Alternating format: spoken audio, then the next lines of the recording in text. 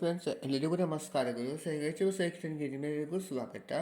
ಇವತ್ತಿನ ವಿಡಿಯೋದಲ್ಲಿ ನಾನು ನಿಮಗೆ ನವರಾತ್ರಿ ಎರಡನೇ ದಿನ ಬ್ರಹ್ಮಚಾರಿಣಿ ಅಮ್ಮನವರ ಪೂಜೆ ಬಗ್ಗೆ ಸಂಪೂರ್ಣ ಮಾಹಿತಿಯನ್ನು ಕೊಡ್ತಾ ಇದ್ದೇನೆ. ಬನ್ನಿ ನೋಡೋಣಂತೆ.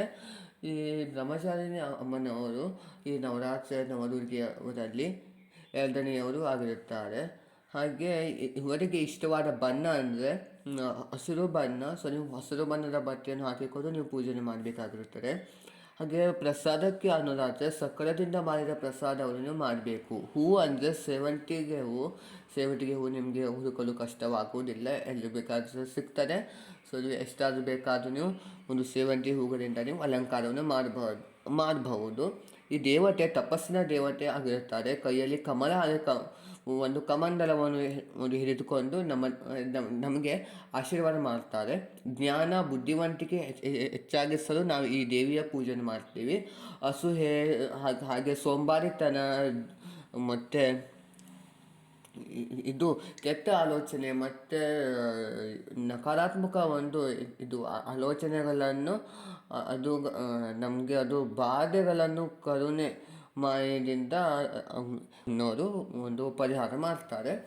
ಪೂಜೆ ಮಾಡುವ ಒಂದು ಸಮಯ ಅನ್ನೋದಾದರೆ ಬ್ರಾಹ್ಮಿ ಮುಹೂರ್ತ. ಕೆಲವರು ಮೊದಲನೇ ದಿವಸ ಘಟಸ್ಥಾಪನೆ ಮಾಡಿರೋದಿಲ್ಲ, ಎರಡನೇ ದಿವಸ ಸಹ ಮಾಡ್ತಾರೆ. ಅಂಥವರಿಗೆ ಪೂಜಾ ಸಮಯ ಅನ್ನೋದಾದರೆ ಬೆಳಿಗ್ಗೆ 4:36 5 ಗಂಟೆ 35 ನಿಮಿಷ ಇದು ಬ್ರಾಹ್ಮಿ ಮುಹೂರ್ತವಾಗ್ತದೆ.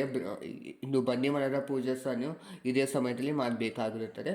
ಹಾಗೆ ನಂತರದಲ್ಲಿ ಪ್ರಾತಃ ಸಂಧ್ಯಾಕಾಲ, ಅದು ನಮಗೆ ಬೆಳಿಗ್ಗೆ 7:36 9:14 ನಮಗೆ ಇರುತ್ತದೆ. ಆ ಸಮಯದಲ್ಲಿ ಸಹ ನೀವು ಪೂಜೆಯನ್ನು ಮಾಡ್ಕೋಬಹುದು. ಅದು ನಿಮಗೆ ಆಗದೆ ಹೋದಲ್ಲಿ ನಮಗೆ ಅಮೃತ ಕಾಲವಿರ್ತದೆ. ಅಮೃತ ಕಾಲ ನಮಗೆ ಬೆಳಿಗ್ಗೆ 9:15 ಬೆಳಿಗ್ಗೆ 10:42 ನಮಗೆ ಅಮೃತ ಕಾಲವಿರ್ತದೆ. ಆ ಸಮಯದಲ್ಲಿ ಸಹ ನೀವು ಪೂಜೆಯನ್ನು ಮಾಡ್ಕೋಬಹುದು. ಇಲ್ಲವಾದಲ್ಲಿ ಅಭಿಜಿತ್ ಮುಹೂರ್ತ ಬೆಳಿಗ್ಗೆ 12:48 ಮಧ್ಯಾಹ್ನ 12:36 ನಮಗೆ ಅಭಿಜಿತ್ ಸಮಯವಿರ್ತದೆ. ಆ ಸಮಯದಲ್ಲಿ ಸಹ ನೀವು ಪೂಜೆ ಮಾಡ್ಕೋಬಹುದು. ಅದನ್ನು ಬಿಟ್ಟಿದ್ದರೆ ವಿಜಯ ಮುಹೂರ್ತ ಬೆಳಿಗ್ಗೆ 11:55 ಮಧ್ಯಾಹ್ನ 1:45 ಸಹ ನೀವು ಪೂಜೆಯನ್ನು ಮಾಡ್ಕೋಬಹುದು. ಇಷ್ಟು ನಮಗೆ ಪೂಜಾ ಸಮಯವಿರುವಂಥದ್ದು. ಹಾಗೆ ಸಂಜೆ ಲಲಿತಾ ಸಹಸ್ರನಾಮ, ವಿಷ್ಣು ಸಹಸ್ರನಾಮ ಹಾಗೆ ವಿಶೇಷವಾಗಿ ದೀಪಾರಾಧನೆ ಮಾಡಲಿಕ್ಕೆ ಗೋಧೂಳಿ ಸಮಯ ನಮಗೆ 6:07 6:13 ತುಂಬ ಕಡಿಮೆ ಸಮಯವಿದೆ.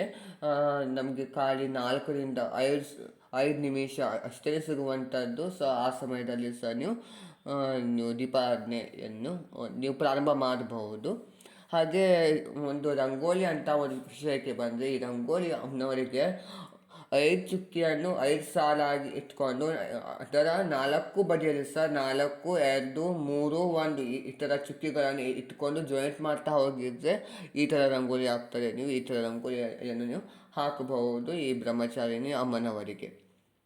ನೋಡಲ್ಲ ಫ್ರೆಂಡ್ಸ್, ನಾನು ನಿಮಗೆ ಇವತ್ತಿನ ಈ ವಿಡಿಯೋದಲ್ಲಿ ಬ್ರಹ್ಮಚಾರಿಣಿ ಅಮ್ಮನವರ ಒಂದು ಇಷ್ಟವಾದ ಬಣ್ಣ, ಹಾಗೆ ಪ್ರಸಾದ, ಹೂವು, ಹಾಗೆ ಪೂಜಾ ಸಮಯದ ಸಹ ಸಂಪೂರ್ಣವಾದ ಮಾಹಿತಿಯನ್ನು ಕೊಟ್ಟಿದ್ದೇನೆ. ವಿಡಿಯೋ ನಿಮಗೆ ಇಷ್ಟವಾದಲ್ಲಿ ಲೈಕ್ ಮಾಡಿ, ಶೇರ್ ಮಾಡಿ, ಕಮೆಂಟ್ ಮಾಡಿ. ಹಾಗೆ ಅವರೇ ಕಾಣಕು ಪ್ಲೀಸ್ ಫ್ರೆಂಡ್ಸ್ ನನಗೊಂದು ಸಬ್ಸ್ಕ್ರೈಬ್ ಮಾಡೋದನ್ನು ಮರೆಯಬೇಡಿ. ಮುಂದಿನ ವಿಡಿಯೋದಲ್ಲಿ ಚಂದ್ರಘಂಟ ಅಮ್ಮನವರ ಬಗ್ಗೆ ಸಂಪೂರ್ಣವಾದ ಮಾಹಿತಿಯನ್ನು ಕೊಡ್ತೀನಿ. Thank you.